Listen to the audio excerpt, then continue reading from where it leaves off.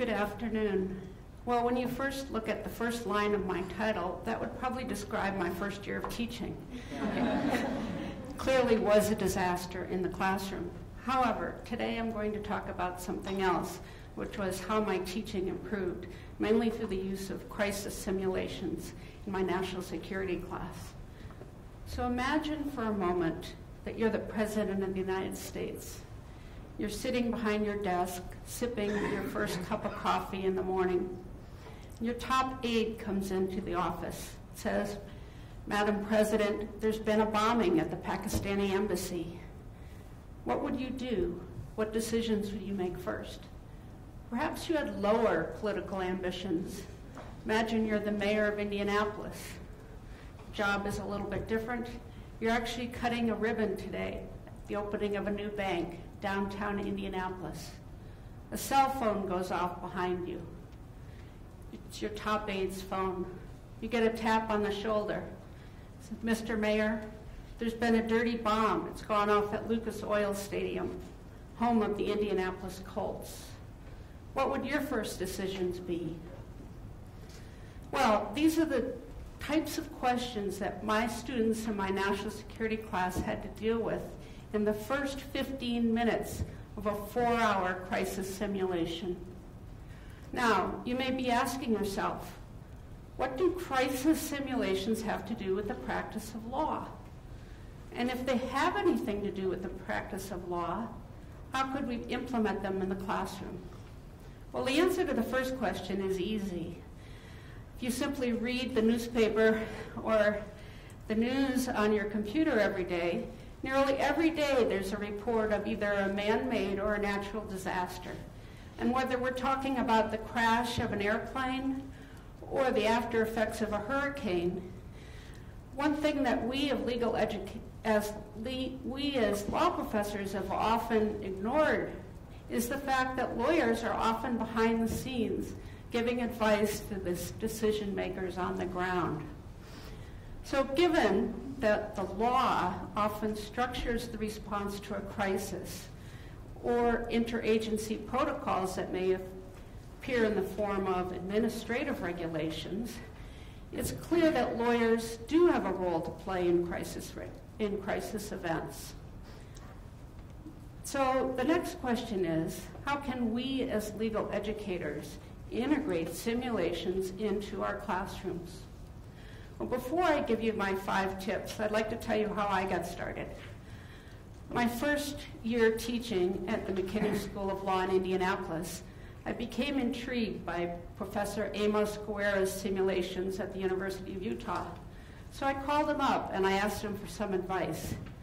Well, it became clear to me that he had one thing that I lacked, and that was 20 years of military experience.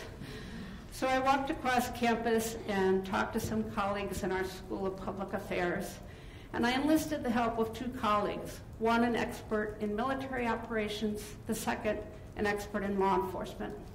And with my knowledge of national security law and their expertise in these other fields, we now had a triumvirate of expertise, and we were ready to get planning.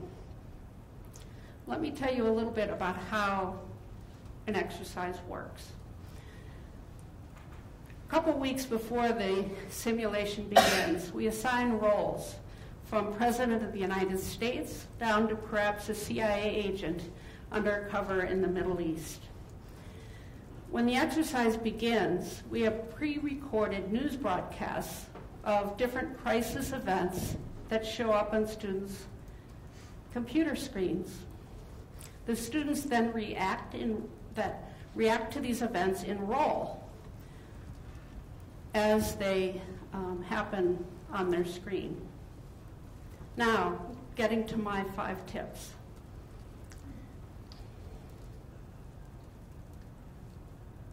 Trying to get to my 5 tips.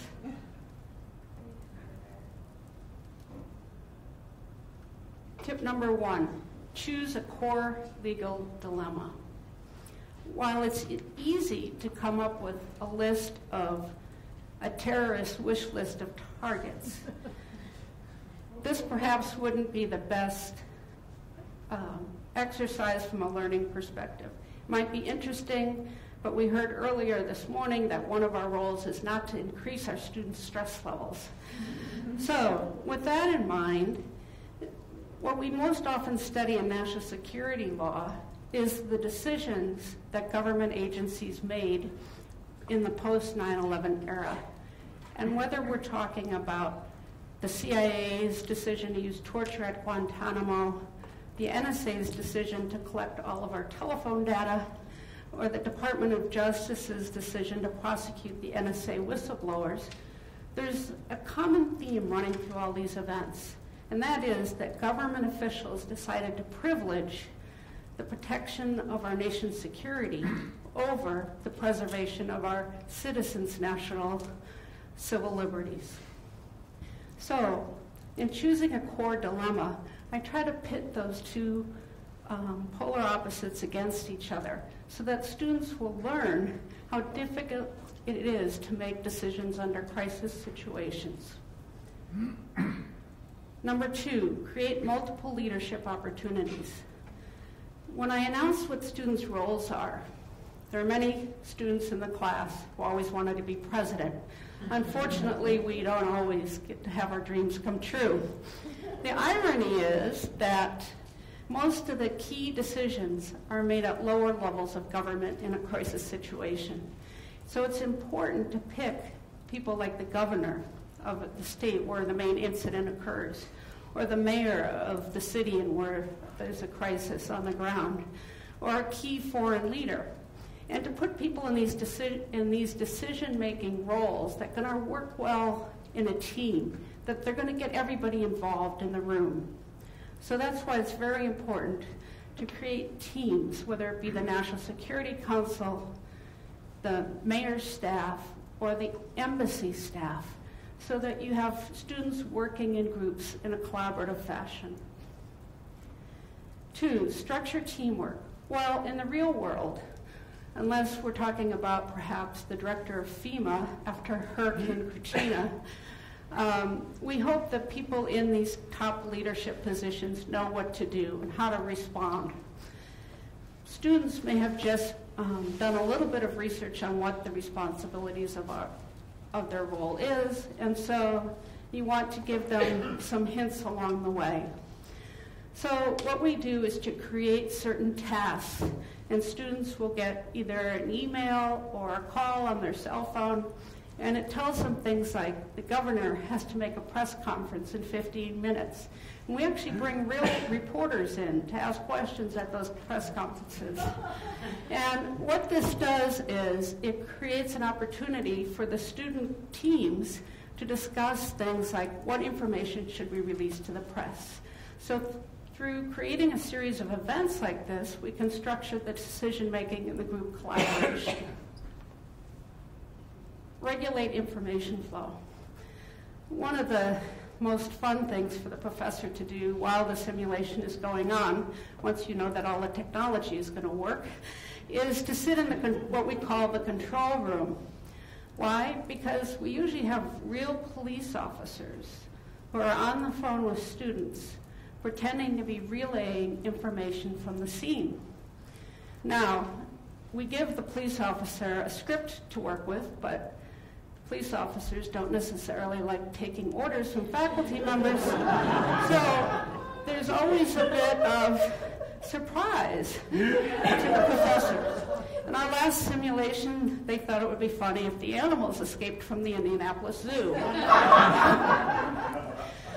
This does add a little humor to the situation that our students appreciate. Finally, we invite experts to give feedback. For every simulation, it's impossible, even for the 3 of us, to watch what's going on in 5 or 6 rooms at the same time. So what we do is we invite experts, sometimes from international places. One year we had the top JAG officer from Israel who came and gave a keynote, and he also was in one of the rooms advising the students. So what these experts can do is, if the students reach a roadblock, they can provide some gentle advice. But most importantly, at the end of the exercise, In each of the rooms, the experts will go over with the students the decisions they made so the students can learn from their mistakes. After these team reviews, we then have an after-action assessment in our auditorium. We invite members of the public to come in. And in the after-action assessment, our goal is not necessarily to say, you shouldn't have done that, but to talk through with the students, what information did they use to make the decision? And in this way, we can all learn how difficult it is to make decisions under pressure. And this is the real lesson of the simulation. Not to necessarily criticize the CIA or the NSA, but to show students how difficult it is to respond to a crisis and to implement the law. Have we been successful? Well, you might be surprised to learn that our first simulation was the subject of a public television documentary. And that documentary won an Emmy Award for the Great Lakes region. While I didn't get to walk the red carpet, I knew that we had done something right. Thank you.